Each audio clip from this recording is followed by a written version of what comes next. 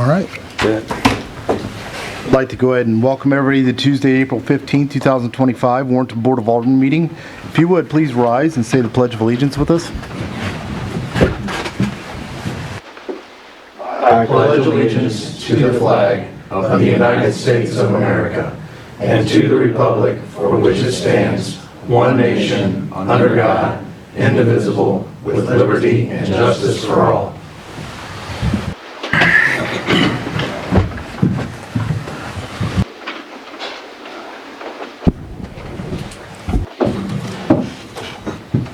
Next, we'll have the Arbor Day coloring contest winners.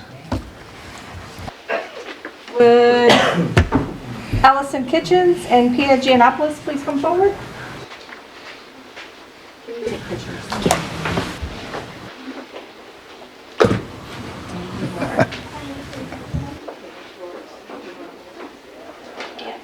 you go. Or would you like to come down and do pictures? That's great. We can forward to the Yeah.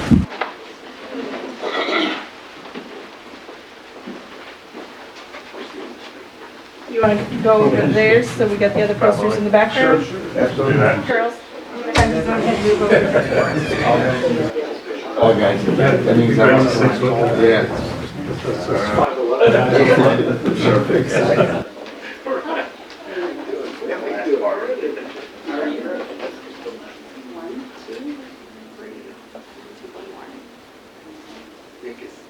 You didn't really specify. If you're a parent, want to come up with the phone, please. They told me I couldn't bring my phone. Who did? In the car. Well, hurry up and run. We'll wait for 30 seconds.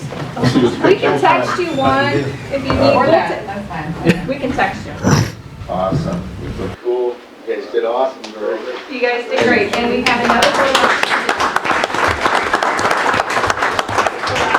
next Tuesday. So the tree will be planted at the athletic complex, parking lot A. So when you come in, the girls can have their picture taken with their poster out there. Park board and the board are more than welcome to show up there too. So thank you. See you on next Tuesday, okay? Thanks.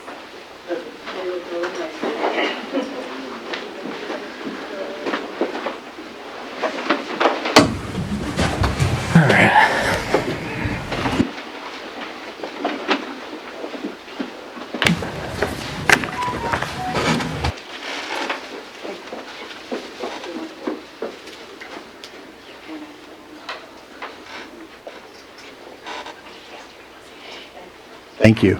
Thank you.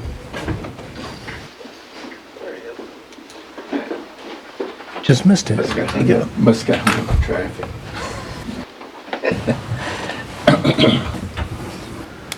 All right, next item will be the bill 18-25.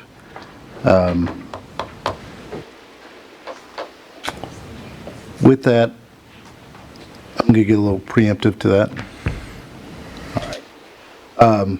I'm sure, some people have noted on either Facebook or other social media sites, there was a court case that was presented. We do abide by what a judge advises. That doesn't mean we don't have our own personal opinions on certain things, and I think that's well within our right to be able to speak and say.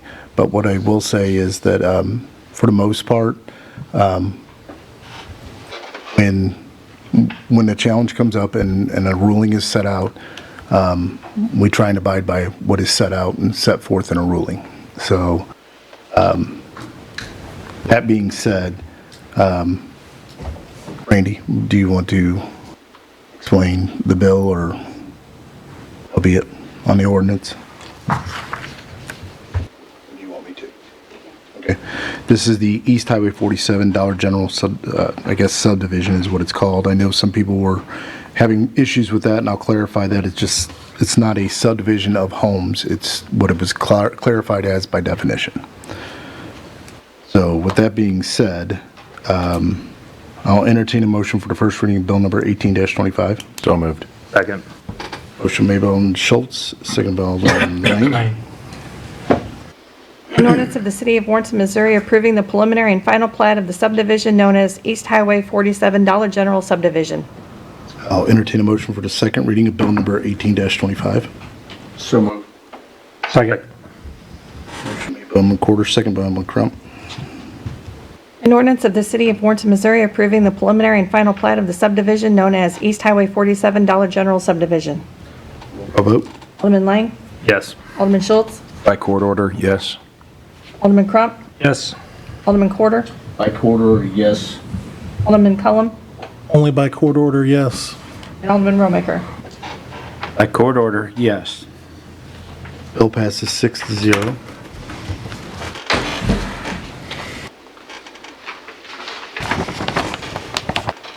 I'll entertain a motion for the reading of bill number 19-25. So moved. Second. Motion made by Alderman Quarter, seconded by Alderman Schultz. An ordinance of the City of Warrenton, Missouri approving a site plan for certain property located on the east side of Highway 47 north of Isabella Drive. I'll entertain a motion for the second reading of bill number 19-25. So moved. Second. Motion by Alderman Crump, seconded by Alderman Lang. An ordinance of the City of Warrenton, Missouri approving a site plan for certain property located on the east side of Highway 47 north of Isabella Drive. Roll call vote. Alderman Schultz? By court order, yes. Alderman Crump? By court order, yes. Alderman Quarter? By court order, yes. Alderman Cullum?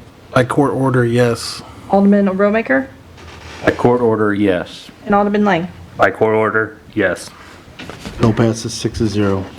Now, with that being said, I'd like to go ahead and say something on the final part of that is, if you're here tonight and that's a concern to you of why it was voted yes or no, please stay after and we'll speak with each individual. I don't mind spending the time to speak about it.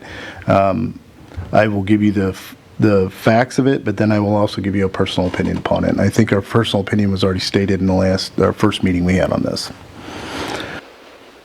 So, with that being said, we'll move on to the consent agenda. We have the regular meeting minutes from April 1st, 2025. I'll entertain a motion to approve the consent agenda items as submitted. So moved. Second. Motion made by Alderman Romaker, seconded by Alderman Lang. Lang got it. Yes.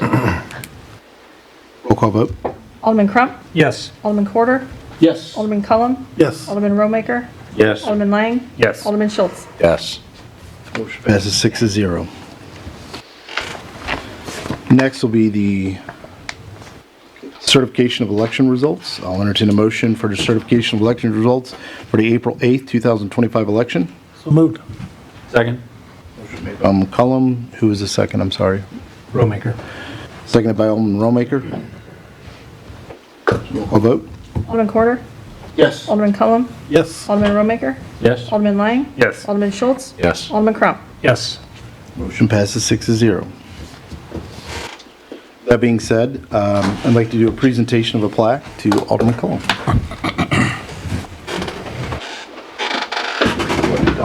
Sure.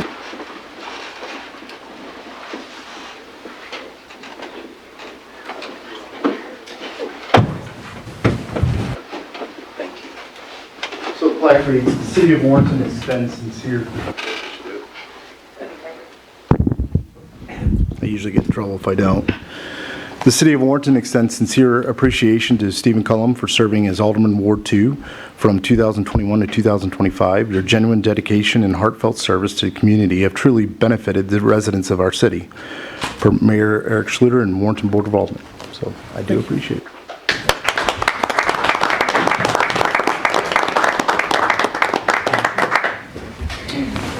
Thank you for your service to the city. Thanks, Stephen. Good job, Steve. Thank you. Thanks for all your help.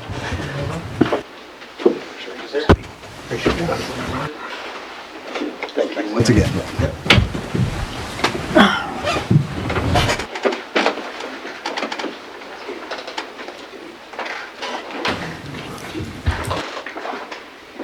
With that being said, I will say Alderman Cullum, when he first came in, there was some already preconceived ideas, and I think Alderman Cullum really worked hard at getting his points across, and I appreciate the way he did it. He didn't do it yelling or screaming. He actually did it logically and turned a lot of ideas here as well. So I appreciate what you did, and I appreciate the way you approached it. Next will be the oath of office for newly elected officials. Go ahead and take the spot. We're all going to come down. You're gonna come down? Okay, stay It's here. easier for us to be down there with you guys, and then we'll kind of help her. You guys wanna just line up right there? You too, Roger. So if you Yeah, guys he did would think he was just getting hold out on a of that. minute, we're gonna do the mayor first. Raise your right hand and repeat after me. I do solemnly swear I do solemnly swear that I possess all the qualifications that I possess all the qualifications for the position of mayor for the position of mayor for the city of Warrenton, for the city of Warrenton, as prescribed by law, as prescribed by law, that I will support the Constitution of the United States that I will support the Constitution of the United States and the state of Missouri, and the state of Missouri, the provisions of all laws of this state the provisions of all laws of the state affecting this city, affecting the city, and the code of ordinances and the code of ordinances of the city of Warrenton, of the city of Warrenton, and I will faithfully demean myself in office. and I will faithfully demean myself in office. All right, if you three would raise your right hand, repeat after me. I do solemnly swear I do solemnly swear that I possess all the qualifications that I possess all the qualifications for the position of Alderman for the position of Alderman for the city of Warrenton, for the city of Warrenton, as prescribed by law, as prescribed by law, that I will support the Constitution of the United States that I will support the Constitution of the United States and the state of Missouri, and the state of Missouri, the provisions of all laws the provisions of all laws of this state affecting this city, of this state affecting this city, and the code of ordinances of the city of Warrenton, and the code of ordinances of the city of Warrenton. and I will faithfully demean myself in office. And I will faithfully demean myself in office. Congratulations.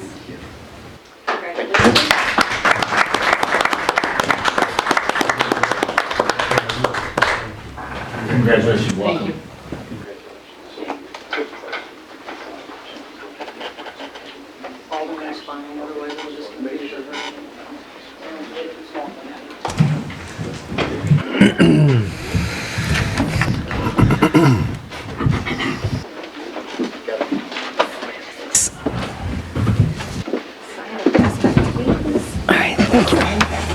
Thank you.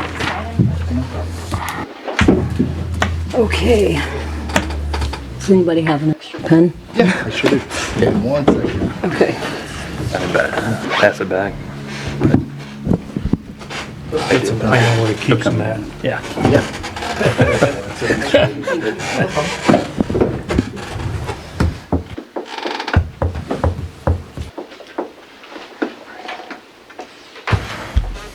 Give us 1 sec, folks, sorry about this. You should know this, it's tax day. Yeah. I was really confused last Tuesday because we didn't have a meeting. Seemed weird.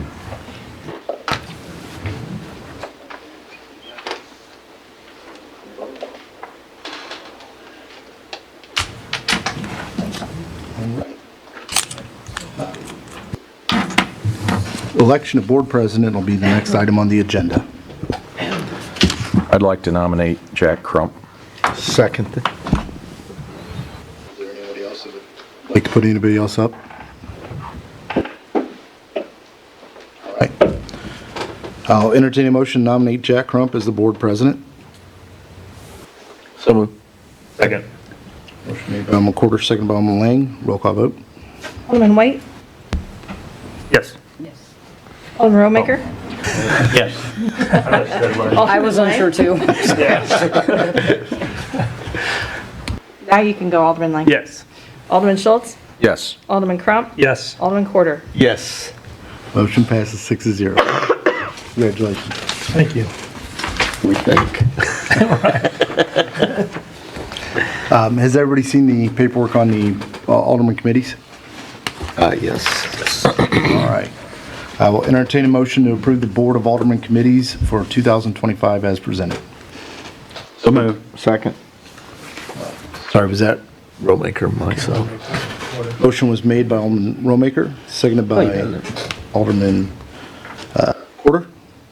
Roll call vote.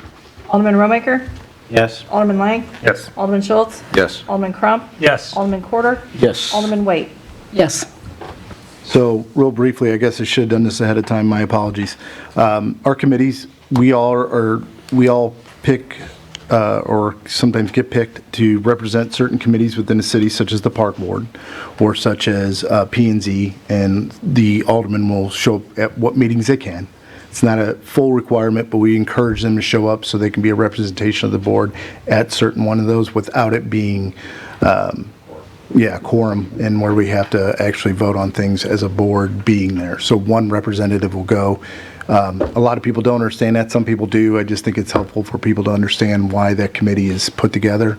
Just sometimes it's easier for them to come back and relay information since we all can't be there, or it will be a quorum. So that's why we have those. Next will be public comments. Anybody who would like to come up and speak to us about any issues, we ask for you to come to the podium, state your name. We'll give you 5 minutes to speak.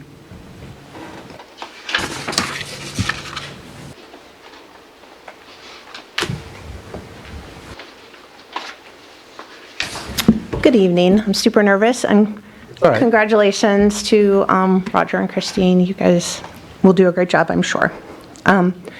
So when I came in tonight, I have a whole list of things, some things I'm going to have to kind of course through because they've already been approved before I got a chance to come up here, apparently. Can I jump in real quick? Can Sure. I just get your name? That's all. Oh, I'm sorry. My name is Melissa Jepson. Thank you. All right, thank you. So I live over in Country Meadows, in the spot that we've been talking about. And so I understand it's a done deal as far as that goes. So what I ask for then is if you guys would consider the road on Isabella as a road. A fully loaded semi is 80,000 pounds or whatever that goes there. An average trash truck's only 60,000. I guess it's tons probably. I don't even know, but the numbers are high.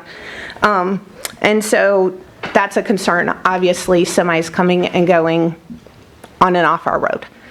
More of a concern, which I'm not sure how to address it if MoDOT won't work with us, is the fact that it's a 55-foot turn radius for a semi to make a turn into my neighborhood. And I know you guys know this because last year we addressed this. So thinking through how semis, when I think of my 17-year-old kid and his little Civic trying to get out onto 47 with a semi coming in, it's a concern. So I just ask that you maybe, I don't know, if we can make sure those roads stay maintained because they're already really not in the best conditions, and with the added weight and traffic, it's definitely going to be a problem. But also still working with and hoping that MoDOT will add a turn lane or do something to help accommodate this new situation. But really the most thing I ask for is that we address the loopholes and the issues that are in our planning and zoning and whatever regulations that we apparently don't have right now to avoid being bullied into this happening again. If we can get bullied into allowing any business that we don't have a say-so for, anybody can come here and do whatever they want. So one of the things as I was running for alderwoman that I had planned on trying to do, which Wright City did, and I think that we should follow suit, is asking as they're doing the building, that they're required and responsible, and I know this would be a moving forward situation for repairing the roads, not being able to leave them in a dilapidated condition or less than where they found them. So Wright City, I know, just passed that recently, and if you messed up a curb, if you ruined the roads, fix it before you leave. Like that would make sense to, I think, most people. But also just being able to, I know free enterprise is a real thing and that we can't say no to certain businesses, but we can set regulations on how many of a certain type of business can be in an area. And so that is definitely a loophole that can get closed up to allow room for businesses that we do want to come, but also just growth and in a way that we don't have the same types of businesses over and over and over. So I think that's all I need to say. I appreciate your time. Well, and I'll go ahead and answer that just briefly. We are working towards that. That is something we're doing at some of the workshops that we've had. It's not a huge task, but it is in a way. Sure. To be able to find out what percentage rates you want to allow in certain areas and where we can encompass that, where we can't. Right. And speaking with legal and being able to do with our legal team to be able to stay in the confines of the law, but and not get us in situations where we do get sued or what be it. I do appreciate the input. I mean, there is a lot that I think we verbalized a lot, not all of them, but a lot of those concerns of safety and how the road was going to deteriorate if there is a heavier load that's put on there. We'll continue to convey those issues and work through those issues. I do agree with you. I think we need to look at the ins and outs of how they did it. Almost everything has loopholes. I hate it, but it's the truth. And to go through this process that we just went through is how we fix those. Unfortunately, I wish we had the wherewithal to see it beforehand, but sometimes you don't. But I do appreciate it. If you don't mind sticking around, I'd really like to talk to you after the meeting. Yep, thank you.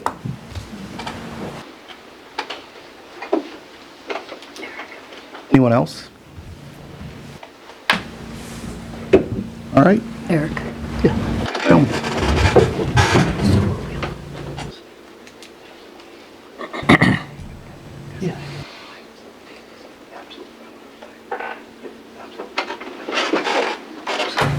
No problem. It's hard to get around. Gosh dang. Next will be Board of Alderman comments. I'd like to give a shout out to the Warrington Wise Foundation. This weekend they had a fundraiser, and as always, the folks of Warrington did step up. I understand they raised over $100,000 for the school, for different programs within the school, and give money as scholarships. So that was fantastic to be a part of that. The other thing, I don't know if everyone has noticed it or not, but they started pushing dirt. I don't want to steal Tim's on this, but they started pushing dirt at the new Hampton Inn. So we're looking forward to that. That's it. I would like to, first of all, apologize to all the people in Ward 3 that have talked to me in the past week, written to me otherwise, about the vote tonight.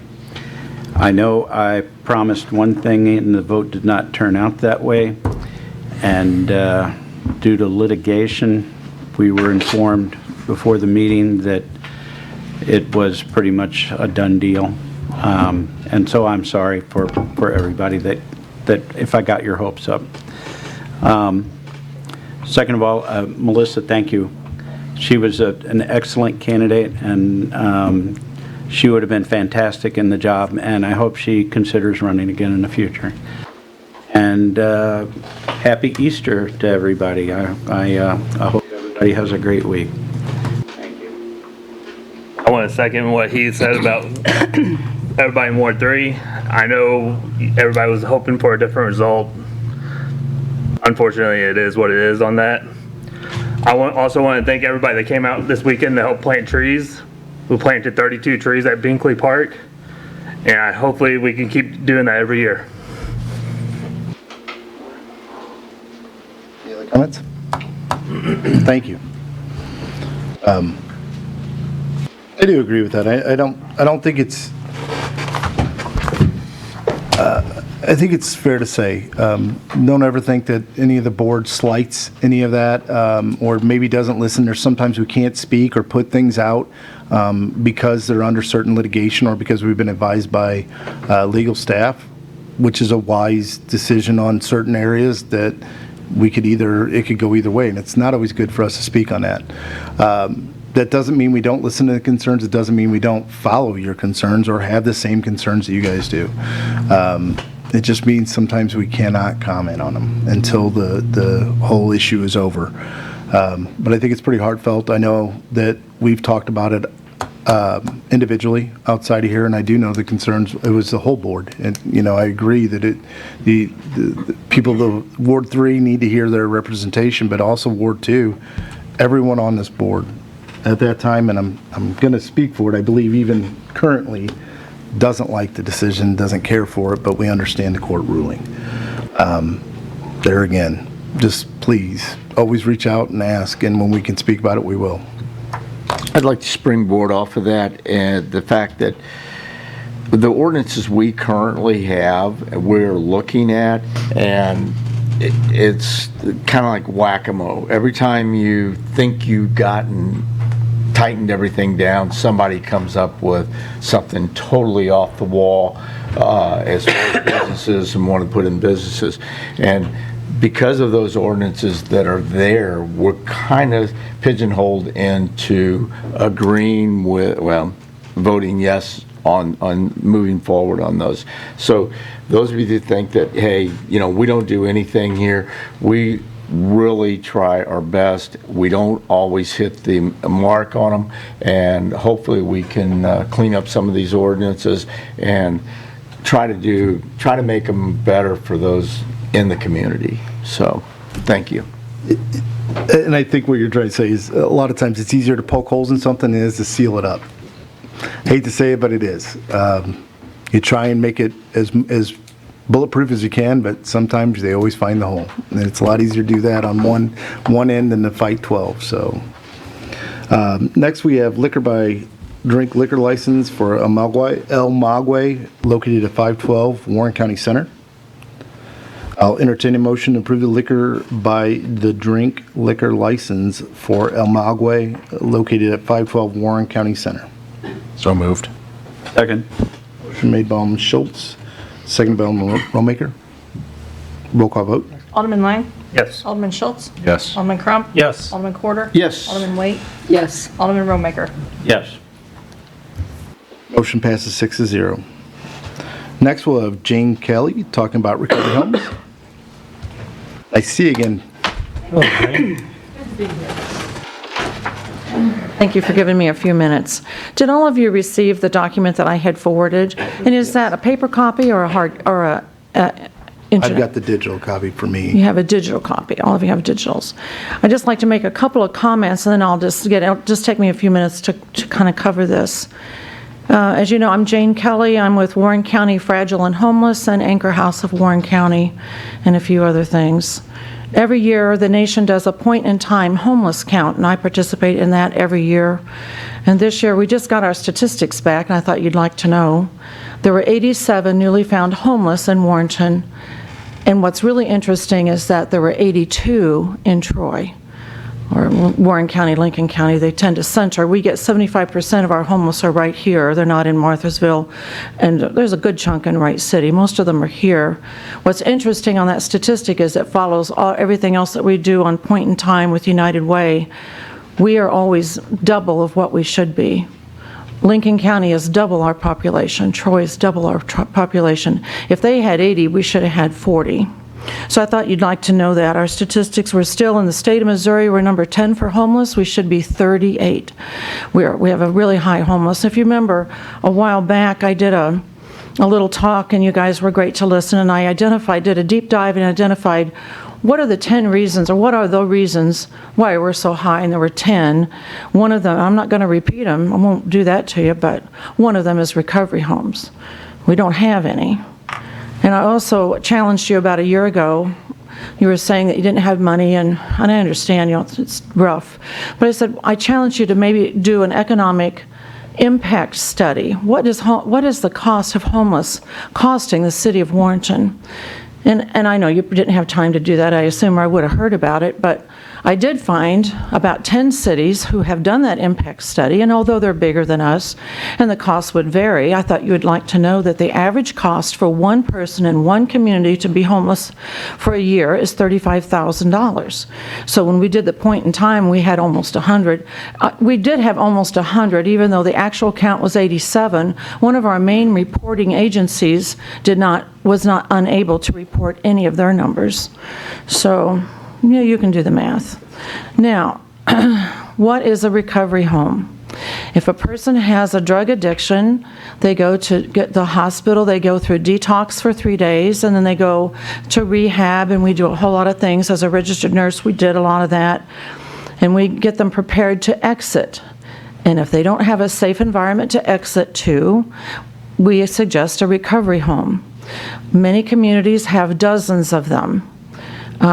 So what is a recovery home? It's a single-family home. Usually it's 4-bedroom, 2-bath, where unrelated people, usually 8 to a home, because they share a bedroom for accountability, and there's, that's where they live. They pay $120, $100, $150 a week.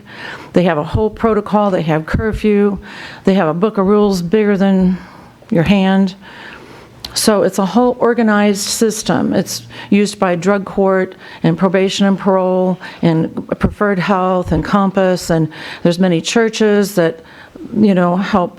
The provider of a recovery home, these are not money makers. They do it because they went through recovery. They were addicts. Now they're on the other side of the mountain and they want to give back. So the margins are tight. It's not like it's a cash cow. I believe that if we were to embrace at least one recovery home in our area, we would start turning the pendulum in the right direction. So what has happened in the last 10, 15 years is these providers approach the city and they're told things which are barriers. So we'll get to that in a minute. On this piece of paper, if you can write down 2 things, and if you don't have paper, it'll be on the recording. The state of Missouri has an organization called the Missouri Coalition of Recovery Service Providers. So their website is mcrsp.org. Andy Thomas, if you call him, he will answer the phone. They have a whole legal team. Andy's phone number is 573-761-1087. In 2021, the state of Missouri commissioned a legal team to write a brief on recovery homes. And that's what you have in front of you. And it's over my head, but the lawyers understand it. It addresses specifically the federal law that occurred in 1988, which said that people who are fighting addictions are under the fair housing for a disability. And that's really important. So, as you can imagine, there aren't too many service providers, and it's like a community, and they all talk. And sometime over the period of years, Warrenton got a real bad mark, a real bad name, a big black X across it. They didn't want to come here. So here's a few of the barriers that they have encountered in the past. They were told that not more than 3 unrelated people could occupy a home. They were told that that's a business and it has to go into commercial district. They were told you might need a sprinkler system or an alarm system. They said, we don't have that as a category. You're going to be a boarding home. And they said, we don't know about inspections. If people are moving in and out on a weekly basis, you probably have to have weekly inspections. Those kinds of things and others were enough to make them not even try. As you can imagine, it costs them precious little money that they have, all of it, to open up a home. I also want to go on the other side of the fence and say, for those people who are afraid of having that in their backyard, they don't want to be in your backyard. They need to have a home that is as distant from other homes as they can be, but yet where the guys or girls or whatever, it's usually men or men and women or couples or children and mothers, where they can get after their services on a bicycle if need be, where we can get providers to them. But they always look for adequate parking, adequate lighting, big fenced-in backyard, a big home where they're not overly crowded. And they don't want to be right next door to neighbors. They have strict rules, curfews, etc. They're tightly managed. And has it ever had one fail? About 20 or 30 years ago, one failed in St. Charles. And then what happens? It's ugly, but after a couple of months, there's nobody working, nobody paying the bills, and it goes through foreclosure. So that's why you have to be careful that we bring in a good provider, someone that we've vetted, and that we begin to complete the circle so that we have homeless people right now in Warrenton who the only reason they won't go get help for their addiction is they're going to go back to the storage locker or the tent or what other various sundry places. There's sometimes, for some people, reasons why they can't leave their hometown.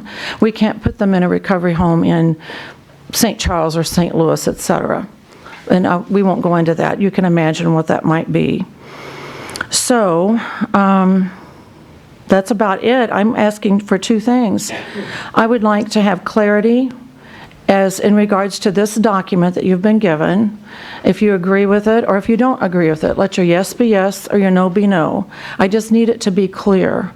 by a miracle, another provider has talked with me. So we have a chance, if we can clean this up, that maybe we can entice them to consider us again. It's been a long time. We loved West Dalton, and the first home will be dedicated to him. He did so much to help, I'm gonna cry, so much to help our community, drug court.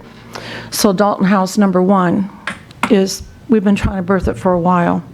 But let's just see what you say. Maybe you're going to disagree with the federal government and the state government, and you're going to say, you know, we don't want this, or you're going to say, we need to understand that it might be a tool that would actually help us begin to turn the tide of our outrageous homeless problem.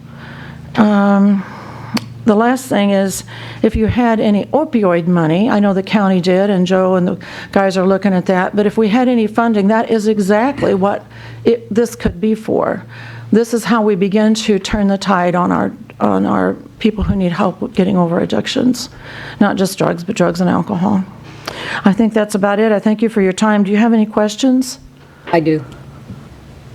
So you're saying out of the 87 homeless individuals that we have in our city? Or is that the whole county? That was for the whole county, but there wasn't any in Treelor and all those areas. 75% are right here in Warrenton. 75%? Well, it was Okay. about 72%. It's usually between 70 and 75% are in Warrenton, and that's also because we don't have the 10 things that they either lack or need.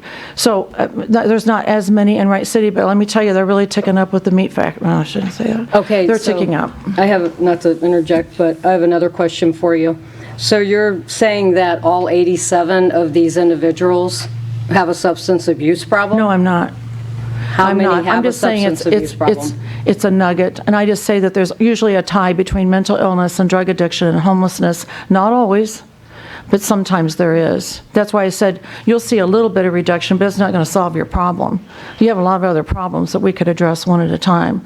But this will begin. Once we get one home, we might get two. Once we change the community's attitude about Warrenton, that, oh, you know, my feeling, I don't know that, my feeling is that eventually in years, maybe we would get another home, maybe one for men, one for women. The state of Missouri told me about 10 years ago, at that time they estimated the city of Warrenton needed 10 recovery homes based on the data they saw from drug use. But I can't give you that in print. That was a long time ago. Well, I think that maybe the correlation that is being said, that mental illness and substance abuse go hand in hand, and I don't agree with that per se. I'm not saying that's not, but I think that we do have a mental health crisis that the state has pulled back on funding. So that's why I was curious to know exactly how many that you know of that are homeless have sought help. I know they can go to Compass Healthcare and receive adequate help there. So let me dovetail on that. That's excellent. You know, Compass, we're blessed to have them. They're federally funded. Who would have guessed, you know, they would put it in Warrenton? It's outrageously good. They do excellent work. The problem is we can't complete the circle. The circle is detox, rehab, recovery. They got to be able to find them. They have to have a place, they have to have a phone, they have to have a place to charge the phone. If we can't get after them, we can't help them. We have this huge system of help. It's wonderful. It's just gorgeous. They all love what they're doing. They all do a good job at what they're doing, but they can't find them. Like, they'll come to me daily and say, have you seen so-and-so? I said, well, you know, he was in this storage locker last week, but I don't know where he is now, or. And so I wasn't going to give this last example, but we have a local veteran who's been homeless for a while, wounded, PTSD, drug addiction. He's tried 3 times to do recovery, but he comes back and he's still in the woods. So he can't get any services. The barrier is that he's unhoused. And then I'm just saying, you know, that is his barrier. He has to be here because his dad's dying, and his dad can't have him live there because they only have one person because it's subsidized housing. A lot of people think that because we take homeless veterans, we've taken almost 62, I think, so far at Anchor House. But if they're fresh out of recovery, They have to be way out. They have to be stable. Recovery home is micromanagement on all levels, body, soul, spirit. They help them make sure they have food, get transportation. It's the whole thing to help them get one day at a time, 1 hour at a time. It's micromanagement to help them through those tough weeks or months. They might stay there a year, might stay there a week. It's up to the person. Did that clarify anything? And is there any state or federal funding available for recovery homes? There isn't at this time. Nothing. If we get one, there's a grant I'm looking at, then in theory you could get 3, but let's see if we can get, again, everything is dependent. Let's get 1. There is an opioid grant that some of the recovery home use to pay a deposit. There's one in St. Charles, and she gets money, and if there are certain criteria, then she can get 5 months free. The goal is that they get working, keep them busy. It's a lot of structure. And do you happen to know the success rate of recovery homes? What percentage of people that go into a recovery home come out? I don't know, but it's got to be more than nothing, right? I can tell you the success More than being rate on the street. when they don't have a place to live is 0 in a year or even in a day. They just can't maintain. They just can't do it. We have to be able to get at them. If we could get at them, there's a percentage of these folks that there's crime involved and stuff. It would have to help us, I would think. Do you have any other questions? So many, You're shaking but we your don't head. have the time for that. You're shaking your head. Okay, I'm sorry. All right. Thank you. Thank you, Jane. Thanks, Jane. Thank you.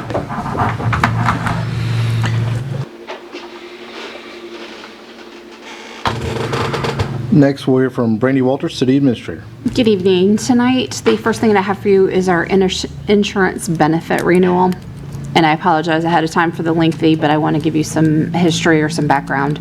So when we went to UHC last year in 2024 for our negotiated rates, they originally gave us 8% as an increase, but we negotiated that back down to 0. So we didn't have an increase last year at all.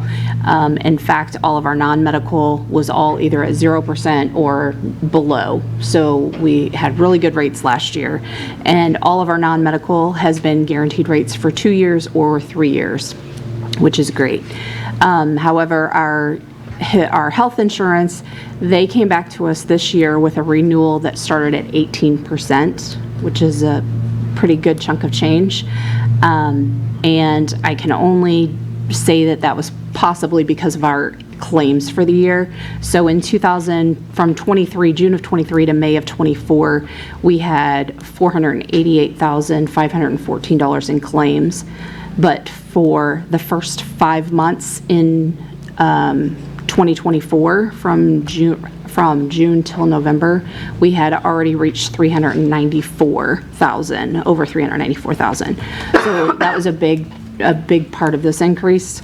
Gallagher, who is our representative, they went back to market and they received one competitive bid from Cigna, and it was going to be an 8% increase. The rest of the markets were astronomical. So if we did switch over to Cigna, it's going to cause a disruption in employees. It's a different network. We would see a lot of kickback, I think, on the other side. The Gallagher went back to them. I asked for them to go back to them and to check to see if they would negotiate now that we had something to give them. They came back with a rate increase of 11.9% with an $8,500 credit, which would be a one-time credit.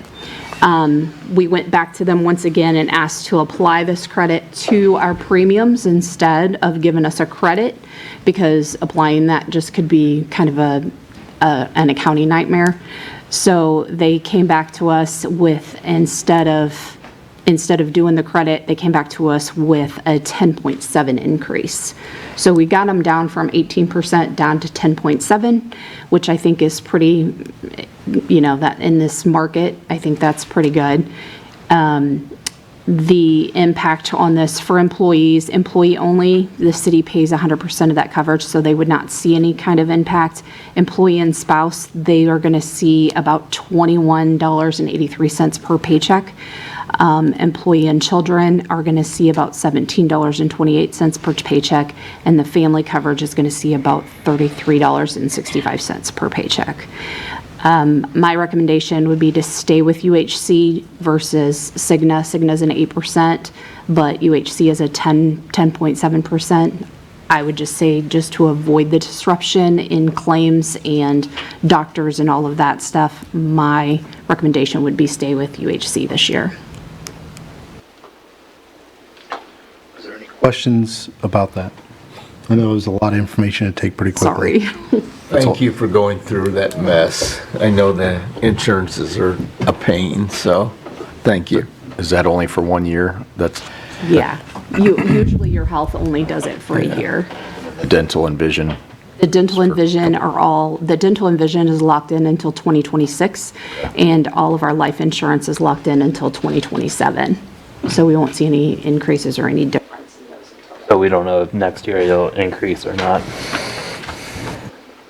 But you said there was no increase last year, correct? Last year, there was no So increase. Averaged out, it's a 5% year over year, Correct. which is not terrible. Any other questions on that? No. All right, I'll entertain a motion to approve the recommendations of the city administrator. So moved. Second. Motion made by Alderman Quarter, seconded by Alderman Lang. Roll call vote. Alderman Schultz? Yes. Alderman Crump? Yes. Alderman Quarter? Yes. Alderman Waite? Yes. Alderman Romaker? Yes. Alderman Lang? Yes. Motion passes 6-0. Thank you. And just a couple things, P&Z, we are looking for one opening for that. And Park Board currently has 2 openings, possibly coming up with a third. And the last but not least is the town hall meeting where we're inviting builders, developers, those folks to come in and talk to us about their ideas for our code changes, is on April 23rd at 5:30 in this building. And just keep in mind, there will not be any decisions made that night. It is just to talk about ideas. 5:30. That's all I have. Yes, 5:30 on the 23rd. Any questions on any of it? No. All right, thank you. Next, we'll hear from Director of Operations, John Struckoff. Good evening.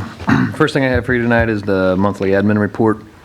A couple highlights on that. We had 23 safety meetings, 11 plus policies and procedures were updated. Randy did a big project and updated our entire employee handbook, which was nice. We are currently hiring for grounds and maintenance part-time, public works full-time, and police officers. Another big number of this month was our social media following and likes. That is due to Fall Festival announcement. So I'd be happy to answer any questions on that if you have any. Next one on the agenda is the monthly building report. This is my first one of these, so you're going to have to apologize. I'm going to apologize in advance. In March, we had 66 permits issued. 61 permits were closed. There were 258 inspections completed in the month of March.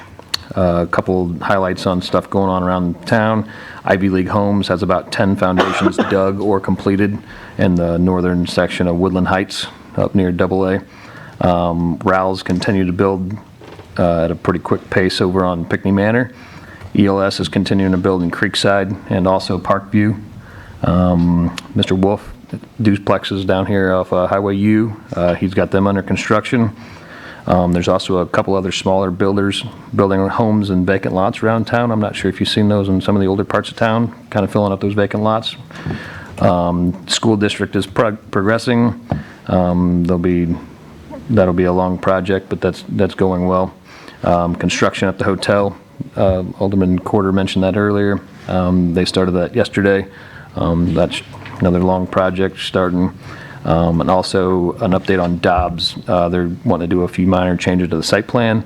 They're going to resubmit that here shortly, and that's ready to be permitted as soon as we get those back. So I'd be happy to answer any questions on that, any of those, or anything else. I have any. Does anyone else? No. So we had 66 permits, you said? 66 permits issued in March. Yep. So just remember when you say a permit, that includes residential inspections as well, so. Oh, okay. That's why that number is Okay. inflated. We're not building 66 new homes or. I was going to say, wow. No, that includes residential inspections, so that's Okay. any occupancy changes there. Thank you, appreciate the clarification. Next I have items for sale. These are just a few things we bring to you for surplus, be sold on auction. So is that a total of 7 map cabinets? Is that correct? That is correct, 7 map cabinets, yep. So historically, we used to store all of our plans and everything in map cabinets, and we just kept buying cabinets, and now we're doing it all online, so all those cabinets are. So for people that aren't, or cannot see the thing, or and I am not processing today. Me neither, it's okay. The screen, it's a map cabinets for GM building, 7 of them, playground tiles for Morgan Park and grasshopper mower. That is correct. And where are they listed on? These items, I believe, will go on Gov Deals. Okay. The playground tiles, those are well-used, right? I mean, they're not new. Playground tiles. They are used, they're still usable, though. I mean, for a smaller playground, you could probably find enough tiles to make your small playground work, you know. We'll probably sell them to like a smaller community that's looking to upgrade their playground or something. The city's replacing those at Morgan Park. Correct, yep. Which that project is underway. I'm sure Justin will give you an update on that next month. Are there any other questions? No. I'll entertain a motion to approve the listed items to be sold. So moved. Second. Okay, about 2 of you spoke on the first one, so we'll give it to Quarter. Quarter. Motion made by Alderman Quarter, seconded by Alderman Crump. Roll call vote. Alderman Crump? Yes. Alderman Quarter? Yes. Alderman Waite? Yes. Alderman Romaker? Yes. Alderman Lang? Yes. Alderman Schultz? Yes. Motion passes 6-0. I'm going to go through my dates here real quick before my next 2 items. May 10th is the citywide garage sale. May 17th is citywide cleanup.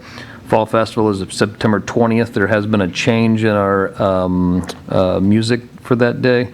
Jody Messina is still headlining. Butch Wax is starting off at noon, and Alex Day will be playing from 4 to 7 on the small stage. If nobody's Shotgun familiar, Creek he's had a to- gentleman that graduated from Warrenton and is coming back from Nashville to play, so I'm very proud to have him back. He's really good. Yeah. He's really good. He did some things around here. Every once in a while still comes around. But yeah, he's very good. He's got I a big agree. fan base. Yep, so we're excited to have him. Filled in the spot where Shotgun Creek had to cancel. They had double booked on accident, so, but made it work. So next 2 items I have are change orders for the current Southwest Interceptor project. These change orders, they are 2 separate ones because they are 2 very different items. So the one is for some extra work that was done, remaking the manholes that were not correct, and also a time extension. The larger one is for unsuitable soils that they encountered when digging, and I'd be happy to answer any questions on either one of those. I personally don't have any. Does anybody else? We'll move on with it then. I'll entertain a motion to approve Pace Construction Change Order Number 1 for the Warrenton Southwest Sewer Interceptor Project in the amount of $30,082. So second. Motion made by Alderman Quarter, seconded by Alderman Crump. Roll call vote. Alderman Quarter? Yes. Alderman Waite? Yes. Alderman Romaker? Yes. Alderman Lang? Yes. Alderman Schultz? Yes. Alderman Crump? Yes. Motion passes 6-0. I will say, I did visit with a couple of gentlemen from Pace, and those guys were exceptional, just willing to bend over backwards to help our constituents, and they're digging through their yards and everything. Those guys did a great job talking with the owners, and I think they're going to do a great job for us, so I appreciate that, John. Thank you. Second one is to approve the Pace Construction Change Order Number 2 for the Warrenton Southwest Sewer Interceptor Project in the amount of $161,157. Right? They jump So at each moved. other. Second. Motion made by Quarter. Who seconded? I'm sorry. Rollmaker. The Alderman Rollmaker. Roll call vote. Alderman White? I'm going to abstain. I don't know enough about it. So, Alderman Rollmaker? Yes. Alderman Lang? Yes. Alderman Schultz? Yes. Alderman Crump? Yes. Alderman Quarter? Yes. Motion passes 5-0 with one abstaining.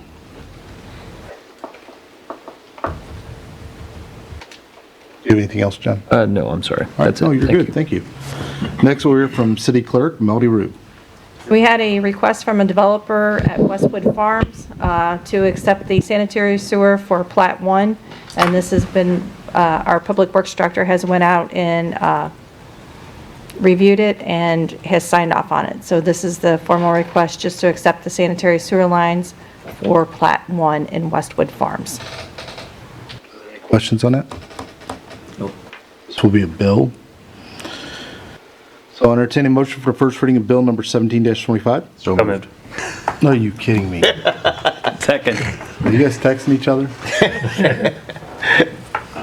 Motion made by Alderman Schultz, seconded by Alderman Rollmaker. An ordinance accepting sewer lines for the subdivision known as Westwood Farms Plat 1 by the City of Warrenton. I'll entertain a motion for the second reading of bill number 17-25. So moved.